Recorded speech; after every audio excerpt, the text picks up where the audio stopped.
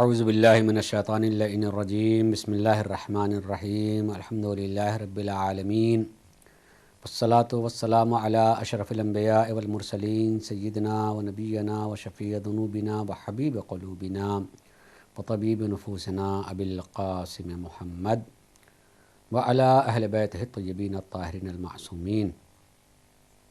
ولعنۃ اللہ علی اعدائہم اجمعین من یومنا ھذا الی یوم الدین، اما بعد۔ سامعین و ناظرین کرام، نہج البلاغہ صحیفہ نور کے عنوان سے میں مسلسل سرکار مولا کائنات کے خطبات کی توضیح و تشریح اپنے بساط علمی کے مطابق کر رہا ہوں، اور اس تسلسل میں آج سرکار مولا کائنات خطبہ نمبر 40، جو کہ سید رضی علیہ الرحمہ نے نہج البلاغہ میں جس ترتیب سے نقل فرمایا ہے، اس میں ترتیب سے آج 40واں خطبہ۔ جیسا کہ میں نے یہ بات مسلسل کہی ہے کہ اگر کسی خطبے کا کوئی تاریخی پس منظر ہے تو اس تاریخی پس منظر کو پہلے بتا دیں، تاکہ سامعین کے ذہن میں اس خطبے کا ایک پس منظر بھی سامنے آ جائے۔ 40واں خطبہ سرکار مولا کائنات نے جو ارشاد فرمایا ہے، اس کا تاریخی پس منظر خوارج ہے، اور ان سے متعلق یہ خطبہ اس وقت ارشاد فرمایا ہے جب خوارج کی طرف سے ایک نعرہ بلند کیا گیا، لا حکم الا للہ، حکومت یا حکمیت کا حق صرف اللہ کو ہے، اس کے علاوہ کسی کو بھی نہیں ہے۔ تاریخ میں اس قدر بھی ملتا ہے کہ وہ اتنے جری ہو گئے تھے اور حقیقت میں رہبر واقعی اور امام معصوم سے اتنا دور ہو چکے تھے، ان کا دل اتنا سخت اور سیاہ ہو چکا تھا کہ تاریخ میں یہ بھی ملتا ہے کہ نعرہ بلند کرنے والوں میں کچھ اس طرح سے بھی نعرہ بلند کر رہے تھے کہ لا حکم الا اللہ، لا حکم الا اللہ، لا حکم الا للہ واللہ کرہ ابو الحسن، کہ حکومت یا حکمیت صرف اللہ کا حق ہے، لا حکم الا للہ، اللہ ہی کے لیے صرف حکومت ہے، اللہ ہی کے لیے حکمیت ہے، وہ کہنا چاہتے تھے۔ میں تھوڑا سا اور حکمیت کے سلسلے میں تھوڑا سا اشارہ کر دوں، اگرچہ سامعین کی توجہ اس طرف ہوگی کہ جنگ صفین میں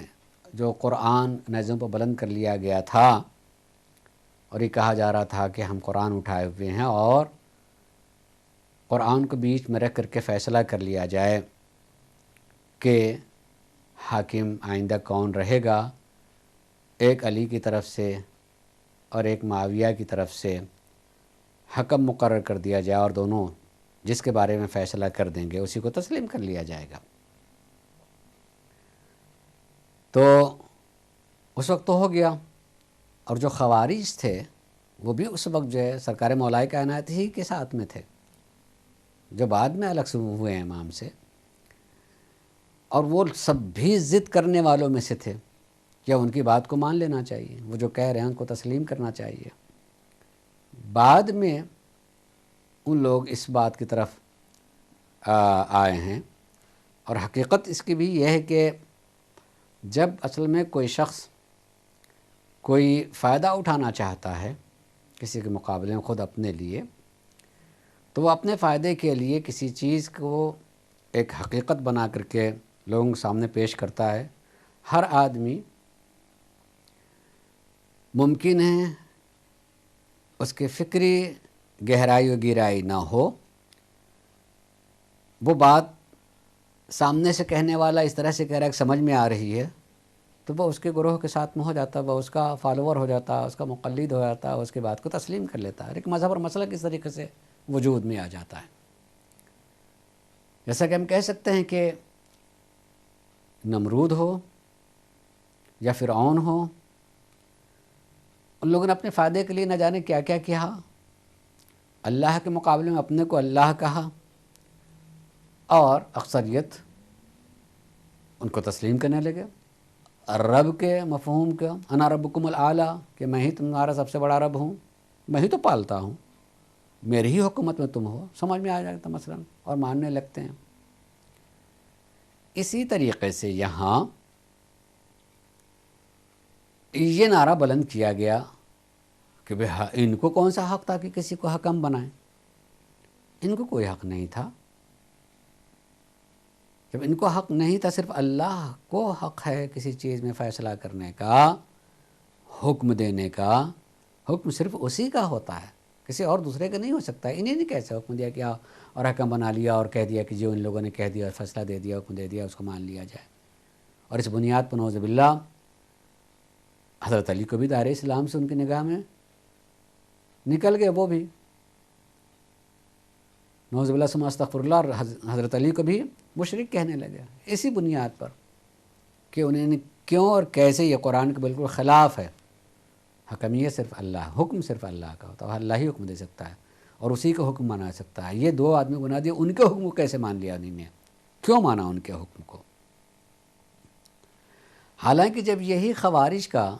کی جماعت آگے بڑھی ہے اور ایک منظم جماعت ہوئی ہے، تو ان کو خود جو ہے اپنا امیر معین کرنا پڑا، ان کو خود بھی اپنا امیر معین کرنا پڑا، تاکہ وہ امیر جو کہے اس کو تسلیم کیا جائے، جو مانے۔ اس وقت بہت سے لوگوں کی آنکھ کھلی کہ بھائی ہم ان کو تو کہتے ہیں ان کو بنانے کا حق نہیں ہے کہ وہ کسی طرح کا حکم دے، کسی کو کوئی حق نہیں ہے، تو یہ ہم ہی کیوں بنا رہے ہیں؟ اس میں بہت سارے اپنے نظریے سے پلٹے، اور حضرت علی کے اس طرح کی تبلیغات کی بنیاد پر بہت سارے پلٹ کر کے آئے ہیں۔ لیکن جب حضرت علی سے یہ بات کہی گئی کہ نہیں، ان کو ختم ہی کر دیجئے، تھوڑے سے رہ گئے، ان کو ختم کر ڈالیے، تو حضرت علی نے یہ بات کہی کہ ختم تو نہیں ہو سکتے ہیں، جب ایک نظریہ قائم ہو گیا ہے، ان کے سلبوں سے وہ چیز آتی رہے گی۔ آج ہم تو آج کہتے ہیں، آج اس طرح کے خارجی جو ہے پیدا ہو گئے، اس لیے کہ اگر اس دور کے خوارج کو دیکھا جائے تو اس نے پوری صورت جو ان کی اسلامی چہروں پر داڑھی ہے، روزے رکھے ہوئے ہیں، گلے میں قرآن ہے، تلاوت کر رہے ہیں، اسلام کا نام لے رہے ہیں، دم بھر رہے ہیں، اور سارے جو سامنے کے احکام اس پر عمل بھی کر رہے ہیں بظاہر۔ خوش قسم کہ آج ہم جس دور میں جی رہے ہیں، پوری دنیا میں جو یہ ایک ہیجان سا آیا ہوا ہے، اور خود مسلمانوں پر بلا جو مسلمانوں ہی کے ہاتھوں سے آئی، وہ کون سے لوگ؟ ان کو دیکھا جائے تو بالکل وہی خوارج ہیں۔ حضرت علی نے اپنے دور میں کہا یہ ختم نہیں ہوں گے، یہ سلم آج اگر ایک ختم ہے تب بھی سلبوں میں باقی رہیں گے، کوئی ایک نظریہ بنائے گے، وہ نظریے کے اعتبار سے چیزیں آتے رہیں گے، یہ اب ختم ہونے والے ہیں۔ امام نے خطبے میں بات کی کہ بالکل نہیں ختم، ایک زمانے میں یہ سب آتے ہی رہیں گے، اور آج ہم اپنے دور میں دیکھ رہے ہیں کہ آ رہے ہیں، ہو سکتا ہے کبھی اور اضافہ بھی ہو سکتا ہے، اللہ نہ کرے، ان سے بچائے، یہ بلا ہے، ایسے طریقے دور میں بلا تھا، اور جب بھی آئیں گے تو یہ بلا ہے، مصیبت ہیں دین کے لیے اور دیداروں کے لیے۔ تو بہرحال اس خطبے کا پس منظر اور تاریخی پس منظر یہی ہے کہ جب یہ نعرہ بلند کیا گیا کہ حکم صرف اللہ کا ہوتا ہے، لا حکم الا للہ، حکم اللہ کا، اس کے علاوہ کسی کو حق نہیں ہے، تو کیسے دو طرف سے ایک آدمی کو حکم بنا کر ان کے حکم کو مان لیا گیا؟ یہ غلط ہے، یہ غلط ہوا اسی بنیاد پر جو انہوں نے۔ جب یہ نعرہ بلند ہوا تو سرکار مولا کائنات نے خطبہ دیا ہے، اور اس میں تقریباً ان 4 باتوں کی طرف اشارہ کیا ہے۔ وہ 4 باتیں یہ کہ یہ جو بات کہہ رہے ہیں بالکل صحیح ہے، یہ جو جملہ دہرا رہے ہیں یہ جملہ بالکل صحیح ہے، مگر اس سے جو مفہوم لے رہے ہیں وہ غلط ہے۔ جو جملہ دہرا رہے ہیں کہ لا حکم الا للہ، حکم صرف اللہ کا اور کسی کا نہیں ہے، یہ بالکل صحیح ہے، حقیقت تو حکم صرف اللہ کا چلتا ہے، کسی کا اور کیا حکم چلے گا؟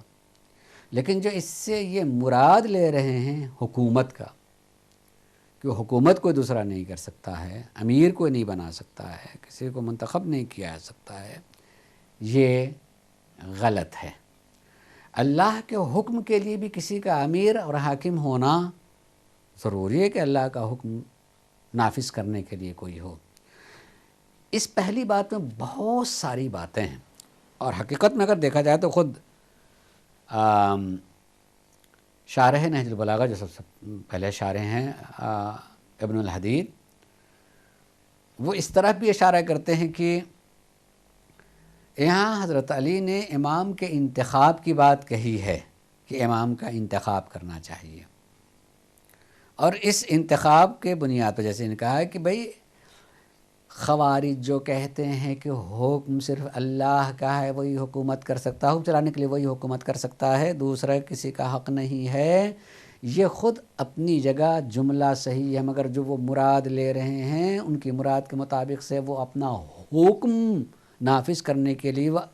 انسانی کی شکل میں آ کر کے حکومت کرے، تبھی تو اپنا حکم چلائے گا، جو ممکن نہیں ہے، مگر وہ مراد یہی لے رہے ہیں۔ اس حکومت چلانے کے لیے چاہے فاسق و فاجر ہی کیوں نہ ہو، ایک حاکم ہونا چاہیے، اس کا انتخاب۔ اس پر جو ہے ابن الحدید نے اپنی جگہ بات کہی کہ ایک دلیل کہ گویا حضرت علی جو ہے انتخاب امام کی بات کہہ رہے ہیں کہ اپنا امام اور قائد جو ہے ہم ضروری ہے کہ اپنا چنا جائے، چاہے وہ کیسے ہی ہو، فاسق ہو یا فاجر ہو یا کوئی ہے۔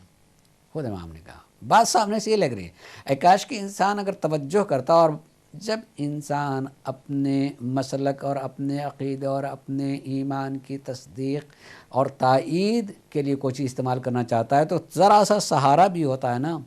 تو کہتے ہیں ڈوبتے کو تنکے کا سہارا، تو یہ اس کو اپنے لیے دلیل بنا دیتا ہے۔ امام نے جملے میں جو ہے اصلاً امام کا لفظ ہی استعمال نہیں، کہ انتخاب امام نہیں کہا، انتخاب امیر کہا، ایک حاکم کا۔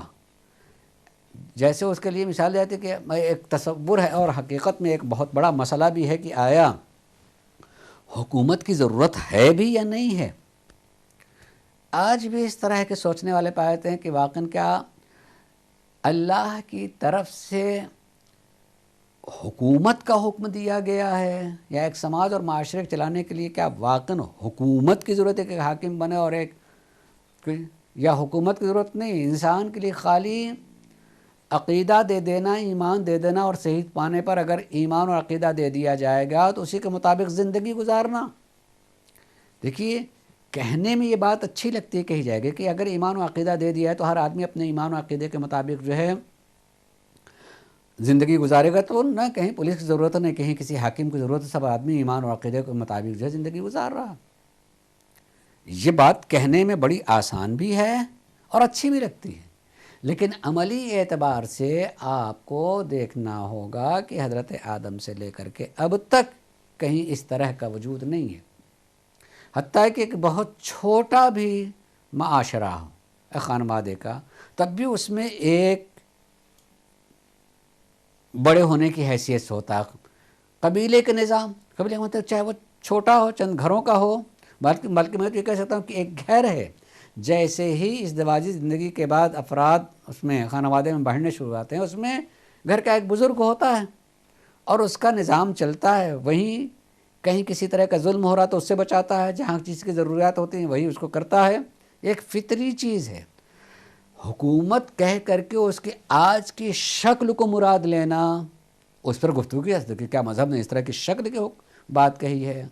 کہ اس میں ایک وزیر اعظم ہونا چاہیے اور ایک صدر ہونا چاہیے اور ایک کیبنٹ ہونے چاہیے اور کیبنٹ میں یہ ساری چیزیں بٹی ہونی چاہیے،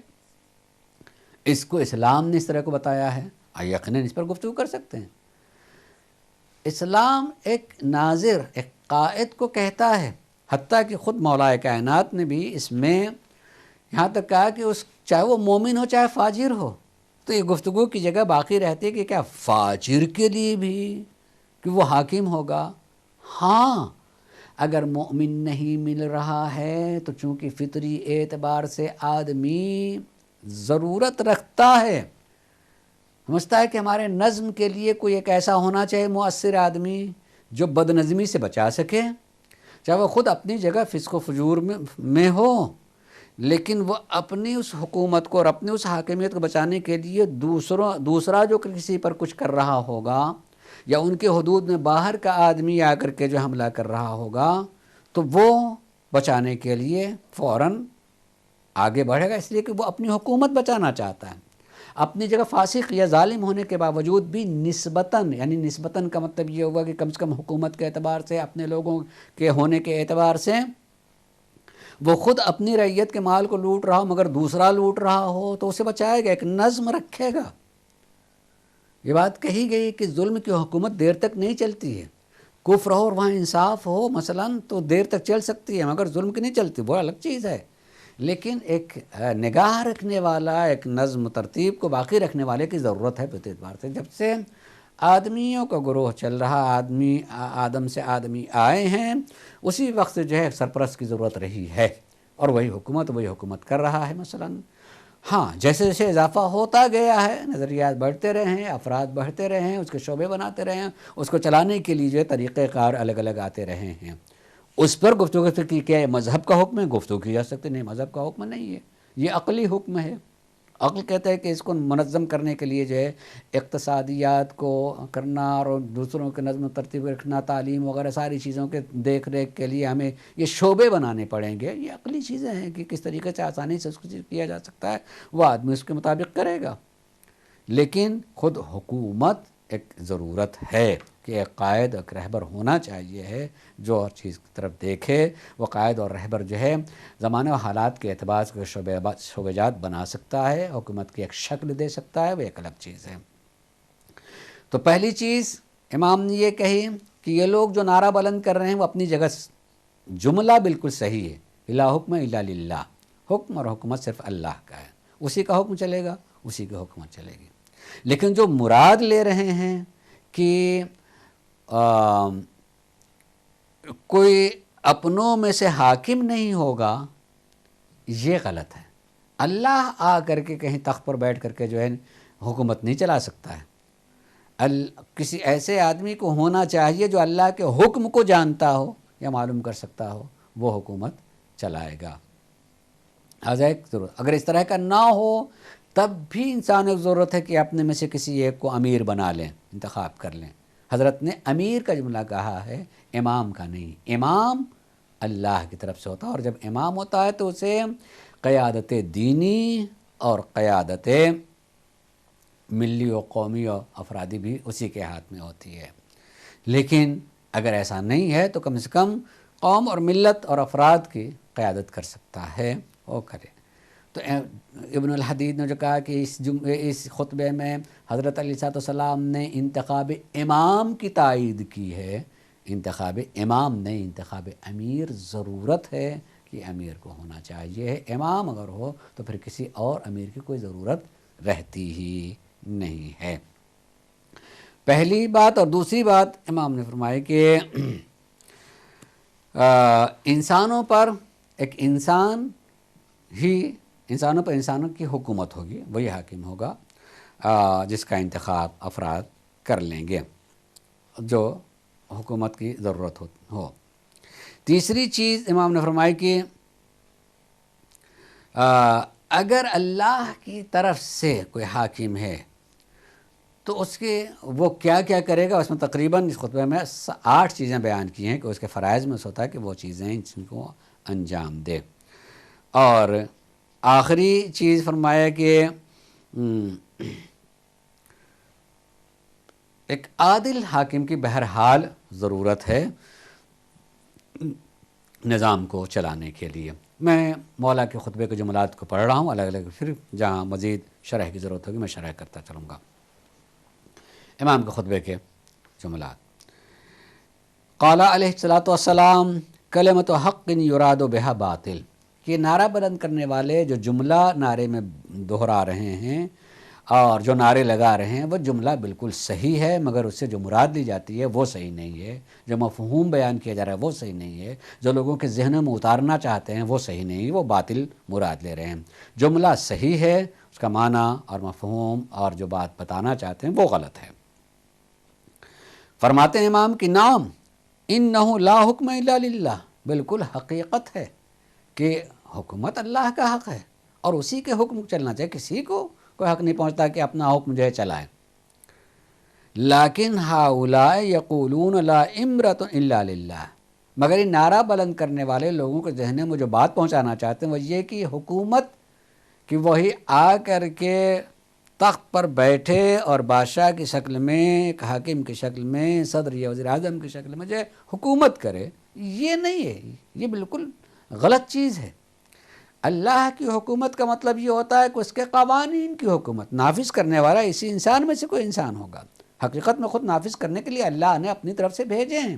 انبیاء کی شکل میں، جو اسی کی طرف سے آئے ہوئے لوگ ہیں جو اللہ کے حکم کو چلاتے ہیں۔ سلسلہ انبیاء کے ختم ہو جانے کے امام کی شکل میں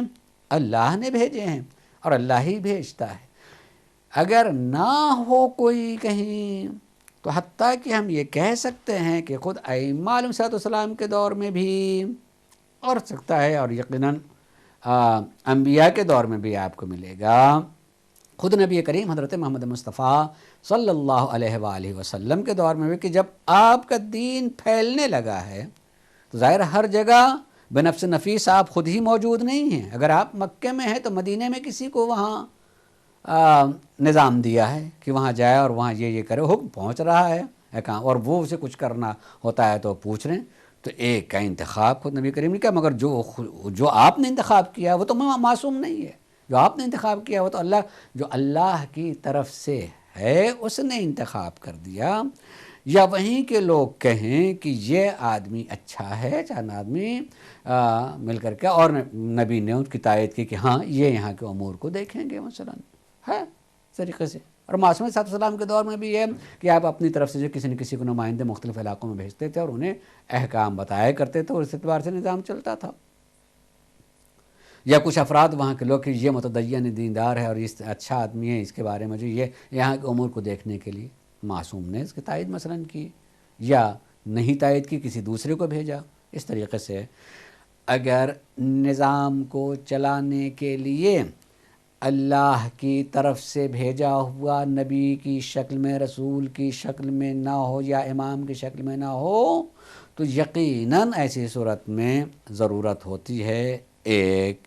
ہادی، رہبر، قائد اور امیر کی، جو انسانوں کے نظام کو چلائے جتنی دور تک اس کے گرفت میں ہے، اس کی نظر میں ہے اتنی دور تک۔ جیسے کہ قبیلے کا نظام چلتا رہا ہے، ایک خانوادے کا نظام چلتا ہے، اسی طریقے سے ایک ضرورت ہوتی ہے۔ افراد بڑھتے گئے ہیں تو آج کی شکل میں بہت ساری حکومتیں ہیں، حکومتوں کے بہت سارے نام بھی ہیں، فلاں طرح کی حکومت، مثلا اسلامی حکومت، جمہوری حکومت، مثلا ڈیموکریسی، اس طرح کے نام، اس میں تھوڑا بہت نظریاتی فرق آ گئے ہیں۔ ضرورت ہے۔ امام نے فرمایا کہ یہ لوگ مراد لے رہے ہیں کہ آگے اللہ ہی حکومت کرے گا، یہ غلط ہے۔ یقیناً ایک امیر کی ضرورت ہے۔ فرماتے ہیں کہ وَإِنَّهُ لَا بُدَّ لِلنَّاسِ مِنْ أَمِيرٍ، امام نے کہا کہ انسان کے لیے ایک امیر کا ہونا ضروری ہے، کہ وہ ایک امیر ہو، برن او فاجرن، وہ امیر چاہے نیک ہو، متدین ہو، مومن ہو یا فاجر ہو، اس کو ہونا چاہیے۔ گھر میں ہو سکتا ہے کہ والدین میں باپ جو گھر کے نظام کو چلا رہا ہے، ممکن وہ اپنے عمل کے اعتبار سے فاسق ہو، جھوٹ بولتا ہو، کچھ بھی کرتا ہے، لیکن گھر میں باپ ہے، وہ نظام کو دیکھ رہا ہے، کم سے کم اپنے گھر کے نظام کو، باہر اور اپنے ذات کے اعتبار سے ظلم کر رہا ہے، بہت دنیا تو کچھ کا نہیں ہے، وہ چیز رہے گی، لیکن وہ نظام جتنا گھر کا دیکھنا چاہیے وہ دیکھ رہا ہے، اور اس کے جتنا اس کے گھر کے ماتحت ہیں اس کے حکم کے تابع بھی ہوتے ہیں اور رہتے ہیں، نظام چلتا ہے اس طریقے سے۔ ایسے ہی قبیلے کے نظام کو ضروری نہیں کہ قبیلے کا جو سردار ہو وہ بہت ہی نیک اور متدین ہو، نیک اور متدین نہیں، اس نظام کو چلانے کے لیے نسبتاً وہ اپنے اس قوم قبیلے کا خیال رکھتا ہے کہ اگر وہ یقیناً نیک ہوتا، متدین ہوتا، تو اپنی ذات کا خیال نہ کرتا، بلکہ اپنے ذات کو خود برائیوں سے بھی پاک کرتا اور اچھائیوں کو اپنے ذات سے زیادہ دوسروں تک بھی پہنچاتا۔ ضرورت ہے ایک امیر کی، جس پر میں نے کہا کہ ابن الحدید نے کہا کہ گویا امیر خود کا لفظ کہہ کر کے حضرت علی اس عقیدے کو بیان کریں کہ لوگوں پر واجب ہے کہ اپنا امام معین کریں، چن لیں، لہذا جو کچھ پہلے ہوا وہ صحیح ہوا کہ ان لوگوں نے چن لیا۔ یہ ایک چیز کے مقابلے امام نے بات امام کی نہیں کہی، امیر کی کہی ہے، قائد کی، ایک رہبر کی۔ کہ قائد کی ضرورت ہوتی ہے، تو اگر اللہ کی طرف سے موجود ہے تو اس کے مقابلے میں کوئی ضرورت نہیں ہے، وہ دونوں قیادتیں کرتا ہے۔ یعمل فی امرأتہ المؤمن ویستمتع فیہا الکافر، کہ اگر ایک امیر ہے تو اس امیر کے امارت میں، اس کی حکومت میں اگر کوئی مومن ہے تو وہ اپنے فرائض پہ عمل کرتا ہے، یعنی کم سے کم ایک مومن اپنے ایمان کے مطابق عمل کرتا ہے، اور اگر اس حکومت میں کوئی کافر ہے تو کم سے کم اسے بھی اس کا فائدہ پہنچتا ہے کہ کوئی ظلم نہیں کرے گا، ظلم سے اس کو امیر آپ کا حاکم اس کو بچائے گا، یعنی جتنے بھی حکومت میں رہنے کے فوائد ہوتے ہیں اس کو بھی ملے گا۔ ایک مومن کو عمل کا موقع ملے گا، کافر کو اس نظام سے بہرحال فائدہ پہنچے گا۔ اور فرمایا کہ یبلغ اللہ فیہ الاجل، اور اس طریقے سے جتنی عمر ہے اس میں لوگوں کی حکومت چلتی رہے گی، افراد و سطح بدلتے رہیں اور اپنی عمر انسان سکون سے اس میں گزار سکے گا۔ وَيَجْمَعُ بِهِ الْفَيْءَ، کہ اس اگر نظام ہوگا تو اس نظام کے اعتبار سے لوگوں کے امور کو دیکھنے اور چلانے کے لیے جو چیزیں لوگوں سے لینا ہے، کہ جیسے مثلا اگر بیت المال ہے تو بیت المال میں اس کو جو اموال جہاں سے حقوق کے طور پہ آنا چاہیے وہاں جمع ہو، اور جمع ہونے کے بعد جس کے جو حق ہوتے ہیں اس کو ملتا رہے گا، پہنچتا رہے گا۔ اس جب تک وہ امیر نہیں ہوگا، جب تک وہ ایک قائد نہیں چنا جائے، سارے نظام نہیں چل سکتے ہیں۔ اور اسی کے بعد آپ نے فرمایا کہ وہ یقاتل بہ العدو، اور اسی امیر کی امارت ہی میں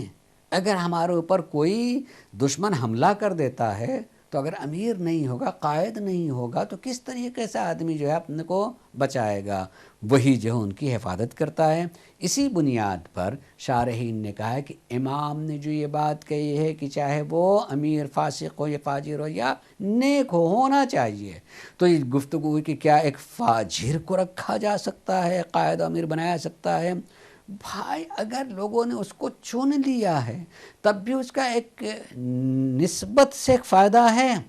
وہ اپنی ذات کے اعتبار سے ظالم ہے، وہ اپنی ذات کے اعتبار سے فاسق ہے، وہ ہو سکتا ہے کہ اپنی قوم پر ظلم کرتا ہو، لیکن دوسرا اگر آ کر ظلم کرے گا تو وہ اس چیز کو نہیں برداشت کرے گا، کیونکہ اس کی مسئلہ حکومت کا ہے کہ اگر میں یہاں بھی اس طرح خاموش رہوں گا تو ایک دوسرا آ کر کے جو ہے حملہ کر کے پس کر کے میری جگہ کو وہ لے لے گا، تو کم سے کم وہ بچائے گا۔ تو اسی طریقے سے کوئی انہی لوگوں میں سے کسی پر ظلم کر رہا ہوگا تو یقیناً اس سے بھی اس کو بچائے گا، اس کو بچائے گا وہ خود، لیکن وہ اپنے ظلم کی بنیاد پر، اپنے فسق کی بنیاد پر ممکن ہے بہت دنوں تک اس کی حکومت نہ چلے، بلکہ یہ قول ہے امام کا کہ ظلم کے ساتھ حکومت نہیں چل سکتی ہے، لیکن کفر کے ساتھ چل سکتی ہے اگر اس میں عدل و انصاف ہو تو۔ ظلم نہیں، ظلم کوئی کرے گا تو وہ خود ہی اپنے کو نہ، لیکن جب تک بھی رہے گا ظلم کرنے والا بھی، وہ ظلم کر رہا اپنی ملت پر، اپنی قوم پر بہت دنوں تک نہیں رہے گا، لیکن وہ بھی نسبتاً فائدہ پہنچائے گا اپنی قوم کو اگر دوسرا آ کر کے حملہ کرے گا۔ تو اسی چیز کو کہا کہ وَيَجْمَعُ بِهِ الْفَيْءَ، مالیات کو جمع کیا جائے گا اسی کے سہارے، وَيُقَاتِلُ بِهِ الْعَدُوُّ، دشمن سے جنگ بھی ہوگی تو اسی کے سہارے، وَتَأْمُنُ بِهِ السُّبُلُ وَيُؤْخَذُ بِهِ الضَّعِيفُ، اور راستے کے امن اسی کی وجہ سے ہوگا۔ یعنی مثلا ممکن ہے کہ آدمی آ جا رہا ہے، چور چکے بیٹھے ہوئے ہیں، لوگوں کو پریشان کر رہے ہیں، تو جب تک حکومت نہیں ہوگی، جب تک ایک قائد ایک رہبر نہیں ہوگا، اس طرح کے کس طریقے سے جو ہے اس سکون اور امن دیا جا سکتا ہے؟ یہی ہوگا تبھی جو ہے چاہے ایک نظام بنا کر کے، چاہے پولیس اور فوج بنا کر کے، کسی نہ کسی طریقے سے وہ اس نظام کو منظم کرے گا اور لوگوں کو امن و سکون فراہم کرے گا۔ تو امن بہ السبل، راستوں کا سکون بھی اسی سے حاصل ہوگا۔ وہ یہ خود بہ الضعیف، جو کمزور ہے، اگر کسی نے ظلم کیا، اس کے مال کو لے لیا، غصب کر دیا ہے اور وہ کمزور ہے، وہ اپنے سے نہیں لے سکتا اس کو، تو سہارا کون ہوگا؟ وہی امیر، وہی قائد، وہی جو سب کے دیکھ ریکھ کے لیے بنا گیا، چنا گیا یہ ہے، اسی کے ذریعے سے۔ قوی سے ضعیف اپنا حق اسی کے ذریعے سے لے سکے، حتیٰ یستریح برٌ ویستراح من فاجر، کہ اس طریقے سے راحت میں رہے گا نیک آدمی اور راحت حاصل کی جا سکتی ہے برے سے اپنے کو بچایا جا سکتا ہے اور خود ایک دوسرے سے انسان راحت میں رہ سکتا ہے، سکون میں رہ سکتا ہے۔ سید رضی رحمہ نے سرکار مولا کائنات کے خطبے کے اتنے حصے کو نقل کرنے کے بعد ایک دوسری روایت کے اعتبار سے اسی خطبے کو کچھ جملے کی کمی اور زیادتی کے ساتھ بھی پایا جاتا، تو اس کو بھی آپ نے نقل کیا ہے، جو یہی بات ہے مگر تھوڑے سے جملوں کی کمی ہے اس میں۔ وفی روایت اخری، دوسری روایت میں یہ ہے کہ ایسے موقع پر جب لوگوں نے یعنی خوارج نے یہ جملہ بلند کیا کہ لا حکم الا للہ، کہ اللہ کے علاوہ کسی کی حکومت اور حکم کی ضرورت نہیں رہتی ہے، بس صرف اسی کو حق حاصل ہے حکومت کا اور اسی کا حکم چلے گا، تو اس موقع پر جو امام نے فرمایا تھا ایک دوسری روایت کے اعتبار سے سید رضی نقل کرتے ہیں کہ لما سمع تحکیمہم قال حکم اللہ ان تدرفیکم، کہ جب ان لوگوں نے یہ بات کہی کہ حکم صرف اللہ ہی کا ہے، کسی دوسرے کا نہیں ہے، تب امام نے کہا کہ میں بھی اللہ ہی کے حکم کا انتظار کر رہا ہوں تم لوگوں کے بارے میں، کہ اللہ کا حکم تم لوگوں کے بارے میں کیا ہے۔ بہت ہی جامع جملہ ہے، اور یقیناً مقام جملے کہتے ہیں جامع ہی ہے، کہ میں بھی منتظر ہوں، یعنی ایک دم سے آپ نے ان کے کہنے پر فوراً جو ہے حملہ نہیں کر دیا ہے، قتل و غارت نہیں کر رہے ہیں، ان کو تہ تیغ نہیں لا رہے ہیں، بلکہ فرما رہے ہیں جملہ سن لینے کے بعد کہ میں بھی منتظر ہوں حکم خدا کا، تاکہ تمہارا نظریہ کھل کر کے ایک دم سے سامنے آ جائے۔ جب مکمل واضح طور سے تمہارا نظریہ سامنے آ جائے گا تو ہمیں پتہ ہے کہ حکم خدا جو ہے ایسے لوگوں کے بارے میں کیا ہو سکتا ہے۔ لہٰذا جیسے ہی ان لوگوں نے نعرے لگائے کہ لا حکم الا للہ، حکم صرف اللہ کے چلے گا، کسی اور دوسرے کی حکومت اور حکم نہیں ہو سکتا ہے، تو امام نے فرمایا کہ انتظروا حکم قال حکم اللہ انتظروا فیکم، اللہ کے حکم کا میں انتظار کر رہا ہوں تمہارے بارے میں، کہ دیکھیں اللہ کا حکم جو ہے تمہارے بارے میں کیا ہے۔ وقال اما الامرأة فيعمل فيها الشقي فيعمل فيه التقي واما الامرأة الفاجرة، انہوں نے فرمایا کہ قال اما امرأة البرة فيعمل فيها تقى واما امرأة الفاجرة فيمنع فيها الشقي۔ امام فرماتے ہیں کہ دیکھو حکومت کی تو ضرورت ہے، ایک حاکم کو تو ہونا چاہیے ہی ہے، ہاں اگر وہ حاکم نیک ہے، الہی ہے، اللہ کی طرف سے ہے، تو ایسی صورت میں جو لوگ متقی ہیں، جو لوگ پرہیزگار ہیں، جو متدین ہیں، جو اچھے لوگ ہیں، وہ اچھے حاکم کی حکومت میں انہیں سکون سے عمل کرنے کا موقع ملے گا۔ لیکن اگر حکومت جو ہے فاسق و فاجر کی ہے تو اس میں کم سے کم شقی، دشمن، بدترین شخص سے اپنی حفاظت کی جا سکتی ہے، اپنے کو بچایا جا سکتا ہے اس حاکم کے سہارے سے، کہ کم سے کم جس کو آج کے زمانے کہتے ہیں کہ انارکی نہیں ہے، بے حکومتی نہیں ہے، کم سے کم ایک حکومت ہے جو اپنے رعایا کا خیال رکھے گی،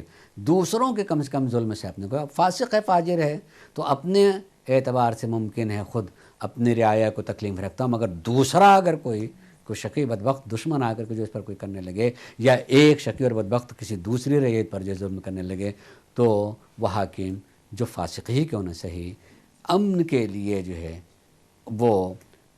اچھے کام کرے گا اور دوسروں کو بچا کر کے رکھے گا۔ وَأَمَّا الْإِمْرَةُ الْفَاجِرَةُ، ایک فاجر حکومت اگر ہوگی تو فَيَتْمَتَّعُ فِيهَا شَقِي، کہ ایک برا آدمی اگر ہوگا تو ایک برا آدمی بھی حکومت میں رہنے والا کم سے کم ایک حکومت کا جو فائدہ ہوتا ہے اس کو ملے گا، کہ اس پر بھی کوئی دشمن اگر کے حملہ کرے گا تو حاکم اس کو بچائے گا۔ اس کے بعد امام فرماتے ہیں کہ الا ان تنقطع مدتہ وتدرکہ، کم سے کم اتنی دیر تک جتنی دیر تک ہے وہ اپنی حکومت کو بچائے گا اور اپنی حکومت میں رہنے والے رعایا کو بھی حفاظت کرتا رہے گا، یہاں تک اس کی موت آ جائے گی۔ ہو سکتا ہے پھر جو آدمی کو کوئی اچھا آدمی مل جائے، کسی اچھے آدمی کو حاکم بنا سکتا ہے، کسی اچھے آدمی کی حکومت میں آ سکتا ہے۔ مختصر اور خلاصہ اس کا یہی ہوا کہ سرکار مولا کائنات کے دور خلافت میں جب خوارج نے سرکار مولائے کائنات کے خلاف کھلم کھلا جو ہے نعرہ بلند کیا حکمیت کے بعد، کہ جب جنگ صفین کے بعد حکمیت کے نتیجے میں اللہ سرکار مولائے کائنات کی طرف سے ابو موسیٰ اشعری کو جو حکم بنایا گیا، اگرچہ اس پر سرکار مولائے کائنات راضی نہیں تھے اور آپ نے مالک اشتر کے نام کو پیش کیا تھا، لیکن خود آپ کے فوجی ہی جو آپ ہی کے ساتھ میں، تو وہ لوگ ضد کیا کہ نہیں، موسیٰ اشعری کو جو ہے ہماری طرف سے حکم ہونا چاہیے ہے۔ جب اپنے ہی لوگ ضد کیے ہوئے ہیں تو امام کو خاموش ہونا پڑا، ابو موسیٰ اشعری بنا دیا گیا، اور ادھر سے عمرو بن عاص کو جو ہے معاویہ کی طرف سے معین کیا۔ وہ بہت ہی تیز چالاک تھا، اور اس نے آنے کے بعد جو ہے ابو موسیٰ اشعری کے صدافے سے فائدہ اٹھایا، اور کہا کہ بھئی پہلے آپ اپنے حکم کو سنائیں، اور جیسے یہ کہا کہ آپ اپنے حکم اور اپنے فیصلے کو سنائیں، تو ابو موسیٰ اشعری نے اس سلسلے میں تاریخ تو یہ ہے کہ پہلے بڑی تعریف اور توصیف کی ابو موسیٰ اشعری کی، آپ کیا کہنا، مقدس متدین اور یہ اور عظیم اور شخصیت تعریف کرنے کے بعد جو ہے ایک مرتبہ فیصلے کی بات کہی، تو انہیں نے کہا کہ نہیں، تم پہلے اپنا فیصلہ سنا، پھر تعریف کرنے لگا کہ آپ کہتے ہوئے ہمیں پھلا، ہم کیسے مقدم ہو سکتے ہیں، آپ فیصلہ آپ پہلے کریں۔ لہٰذا جب اتنی تعریف کہتے ہیں کہ سیدھا سا آدمی جو ہوتا ہے نا، جس کو حضرت علی پہچان رہے کہ وہ اس لائق نہیں ہے، اس طرح کا آدمی نہیں ہے، صحیح فیصلہ نہیں کر سکتا ہے، اور وہ کسی کہے میں آ جائے گا، منع کر رہے ہیں، مگر حضرت علی کے طرف والے ہی لوگ کہہ رہے ہیں نہیں، یہی اچھے آدمی ہے، انہی کو بنانا چاہیے۔ مالک اشتر کو ہوتے ہوئے کسی اور کو بنانا، اور علی جیسی ذات جو ہے نام لے رہے ہیں کہ مالک اشتر کو بھیجنا چاہیے، ایک اور نام بھی اس کے بعد لیا تھا، لیکن لوگ راضی نہیں ہوئے ہیں۔ نتیجہ کیا تھا، جب بہت چڑھا دیا عمرو بن عاص نے، تو ایک مرتبہ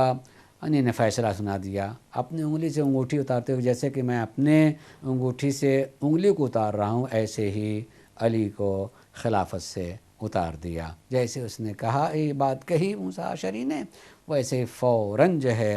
عمرو عاص نے جو کہا، وہ اپنے ہاتھ سے اتاری ہوئی انگلی کو جو ایک مرتبہ، جیسے میں نے اتری ہوئی انگلی کو میں پہن رہا ہوں، اسی طریقے سے معاویہ کو حکومت پر بیٹھا رہا ہوں، آگے منا رہا ہوں۔ لو بھائی، ختم ہو گئی بات، ختم۔ انہیں نے اپنا فیصلہ سنا دیا، انہیں نے اپنا فیصلہ سنا دیا، چیختے رہ گئے، واہ ہو گیا ہو گیا ہو گیا ہو گیا۔ حماقت بھی تھی اس میں، لیکن کسی کی بات ہی نہیں سنی جا رہی ہے، بس ہو گیا فیصلہ، ہو گیا فیصلہ، ہو گیا آخری فیصلہ ہو گیا۔ اس طریقے سے تو حکمیت اسی کے نتیجے میں جو ہے بعد نکلے، کیسے ان کے حکم کو مان لیا گیا۔ بتایا دیکھنے کیسے حکم ہے۔ مسئلہ سرکار مولائے کائنات کا یہ تھا کہ جب دونوں طرف کے لوگ جمع ہو گئے، تم ہی نے یہ بات کہی ہے، تو مجھے برا کہنے کے بجائے جب میری بات نہیں مان رہے ہو تو تمہیں اپنا ہی گلا کاٹنا چاہیے نا۔ حضرت علی کے سامنے آ کر کے جو ہے ہاتھ اپنے سر کو ان کے پاؤں پہ رکھنا چاہیے کہ ہم سے غلطی ہوئی، ہم نے غلط کیا، ہم نے نہیں، وہ الگ ہو کر کے نعوذ باللہ ثم استغفر اللہ حضرت علی کو برا کہنے لگے کہ انہوں نے مانا ہی کیوں، کس لیے مانا۔ حضرت علی مسلسل کہتے ہیں مانا تم نے ہے، میں نے کہا مانا، مانا تم نے ہے، تم نے اس طریقے سے چیز کی ہے۔ اور یہ نعرہ بلند کر دیا کہ حکومت اور حکم جو صرف اللہ کا ہے، صرف اللہ کا ہے، اور کیا کہ یقیناً یہ نعرہ صحیح بلند کر رہے ہیں، مگر اس سے جو معنی اور مطلب لے رہے ہیں وہ غلط دے رہے ہیں کہ اگر کہ اللہ کو حکومت کرنا چاہیے وہ نہیں کرے گا۔ اور یہ بات ان کو سمجھ میں آئی جب وہ خود ہی ایک جماعت ہو گئے اور اپنے لیے ایک امیر کا منتخب کیا، اپنا بھی ایک امیر بنا لیا، تو بہت ساروں کے جو آنکھ کھل گئی کہ بھئی ہم ہی تو بنا رہے ہیں، اس میں کہ ہم بنا رہے ہیں اس کی بات کو ماننے کے لیے۔ اور اس میں بہت سارے لوگ پلٹ کر کے حضرت علی کی طرف آئے ہیں، یہ الگ ہو گئے ہیں اس چیز سے، لیکن پھر بھی آخر میں تاریخی طور تقریباً 4000 رہ گئے تھے، اس میں بھی جب مولا علی سے بات کی کہ بالکل ایک ایک کو ختم کر دیجئے، تو حضرت علی نے کہا تھا کہ یہ ختم ہونے والے نہیں، یہ صلبوں میں باقی رہ جائیں گے، اگر زمین پر ان کا سر بھی کاٹ دے تب بھی صلبوں میں باقی رہ جائیں گے، یہ رہ جائیں گے اور یہ آئیں گے۔ اور آج ہمارے دیکھ رہے ہیں کہ یہ دکھائی دے رہے ہیں، مختلف ناموں سے دکھائی دے رہے ہیں۔ حقیقت میں انسان جب کسی معنی کو تحریف کر دیتا ہے، بدل دیتا ہے اپنے فائدے کے لیے، تو اس طرح کے مسائل پیدا ہوتے ہیں۔ یہ خوارج میں سے بھی اصل میں قرآن کی اس آیت کو کہ جس میں اللہ نے کہا ہے کہ حکم اللہ کی طرف سے ہے، شارحین نے یہ ضرورت ہے چیز کو سمجھانے کے لیے کہ انہیں نے بات اگر کہی تھی کہ حکم بنانا نہیں چاہیے تھا اور یہ اللہ کی طرف سے نہیں ہے، اس پر یہ بات کہی جا سکتی ہے کہ نہیں، حکم بنانے کا حکم اللہ کا دیا ہوا ہے، جب اختلافات ہوں تو حکم بنایا جا سکتا ہے۔ مثلا